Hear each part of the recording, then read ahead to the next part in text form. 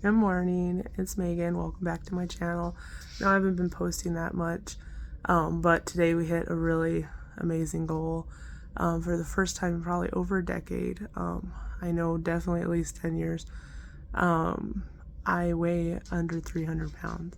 I weighed in today at 297.2 pounds. That means I am 145.8 pounds down. I'm 77.2 pounds away from my goal, which I'd love to see those numbers. But and about 8.5 months post-op, I'll be 9 months, just under 2 weeks, I think. Super amazing, super awesome. I said, I can't believe I saw those numbers. I did weigh myself yesterday, but my official day is Sunday, so I didn't record it. And I was really hopeful that the numbers would stay. I actually went down a little bit more between yesterday and today. And I always weigh myself 3 times in a row to make sure that number sticks before I count it. And it did. And it's just, I can't even tell you how excited and happy I am. It's just awesome.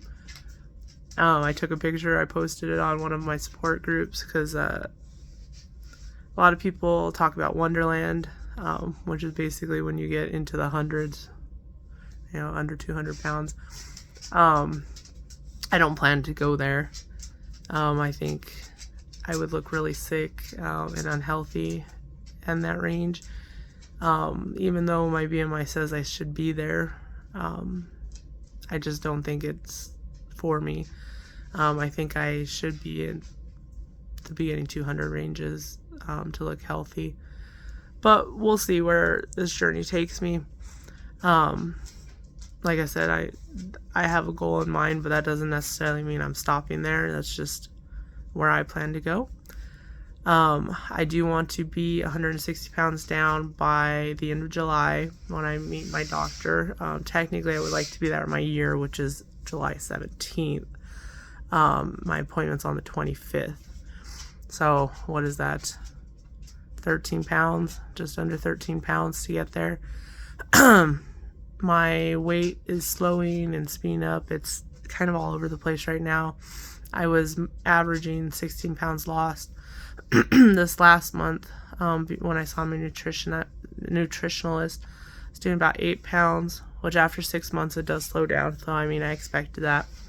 But if I continue with at least 8 pounds lost, I'll reach my 160 pounds down by the time I see my doctor. And I was shooting for that because when I saw him last at my 6 months, he said he saw me meeting my goal by another year, which is about when the surgery stops being effective. And basically I calculated that I would have to lose 60 pounds, I think, each 6 month period. So at my 1 month, my 1 year, I should lose another 60 pounds, which, like I said, would put me at 160 pounds lost. And then I'd have another 60 pounds to lose within the next 6 months to meet my goal. I kind of have a ways, or April, May, June. I have about 3 months until that to lose 13 pounds. So I think I may actually get over that, which would be awesome. Losing more weight is better because, like I said, as you get further in this process, it sounds like things kind of slow down. I am getting a little nervous because I do see a lot of people post. I didn't think this would be me, but now that I'm seeing what is happening, because I haven't worked out in like 3 weeks. The gym, definitely. I've been swimming here and there. I try to keep pretty regular with that. My husband was sick. I was sick. We're remodeling the bathroom. There's a lot to do there. So I was still being very active, but I did put that kind of on pause. So to see me still losing weight this greatly, and I don't think it's losing muscle. I've worked out years and years and years before this point. So it would take, from what I understand, it would take quite a while for me to lose muscle. But I do plan to get back to that, so hopefully that doesn't cause any kind of regain. But anyways, like I was saying, I think the 3-month period I would lose more than that 13 pounds. Although I understand it does slow. But like I said, hopefully we can get kind of a jump start on that. I also bought a dress, a Marilyn Monroe dupe, the one with her over the steam vent, in a size 2 at Torrid. Just for averaging, I was doing like a size 6 over there, which is their max. And I wasn't able to fit into jeans and things like that at my highest point. Excuse me. So I bought a 2 because my sister wants to do a shoot for me when I get to my goal weight. And it already fits. So I did, they had like a sale event recently, and I did buy a size 0 dress, a more fitted dress as well. This one, is more flowy, so like I think you can wear it a little bigger, a little smaller, and it looks good. So I did buy a more fitted one. We'll see. That's a 14-16, which I can't ever see myself fitting into. But I also mentally can see myself fitting into like a size 3 jean that's loose at Torrid, which I think is like probably a 22, 24. I'd have to check. But I mean, I was upwards of 30, 32 in jeans. Not too sure because I did switch to leggings because it was just, what it was. But even in leggings, I think I was a 5X, and I mean, I filled the leggings up. And that's not the case anymore. So we'll see where I get. But I'm super excited to say that today. I will try to post a little more here and there, but basically things are just how they are. I'm drinking a shake in the morning. I have a midday snack, usually a protein bar. Have a protein-filled lunch typically. Then I have a protein snack, chips, jerky, something like that. And then I have dinner. I haven't really mixed into having like full meals. I mean, by the time I'm weighing my food, and I don't go over 5 ounces. I try to stick around 4 ounces for food.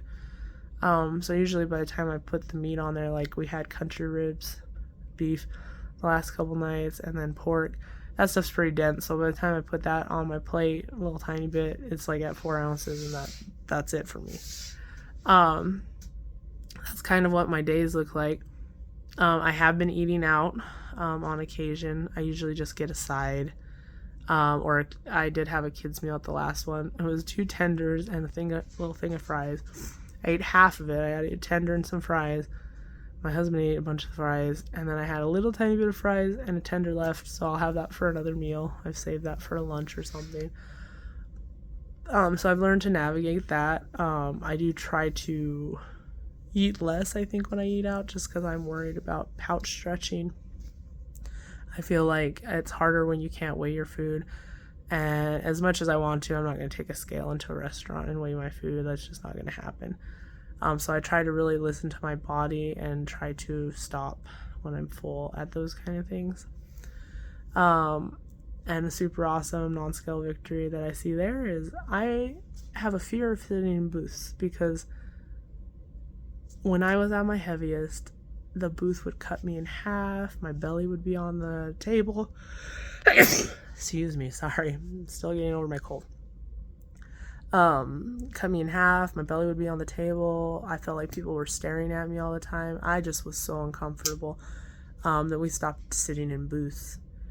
Now we sit in booths. I haven't been in a booth yet that I couldn't fit into comfortably since surgery.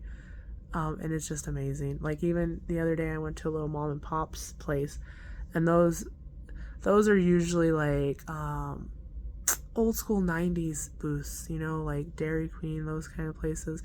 I don't know if you guys remember, but they don't move or anything. Like, there's no making it a little more adjustable for you or anything. And I fit, no problem. It was amazing. But on that note, I gotta go feed my dogs and start my water. So good luck to everyone thinking about it. If you've done it, comment, let me know how it's going. If you guys ever have questions too, comment. I'll answer them. I know that not many people watch my channel at this point, but I do like documenting it. It'll help me in the future too when I get to maintenance, which I'm really scared about because that seems like the hardest part. You guys have a great day. Have an awesome Sunday. Bye.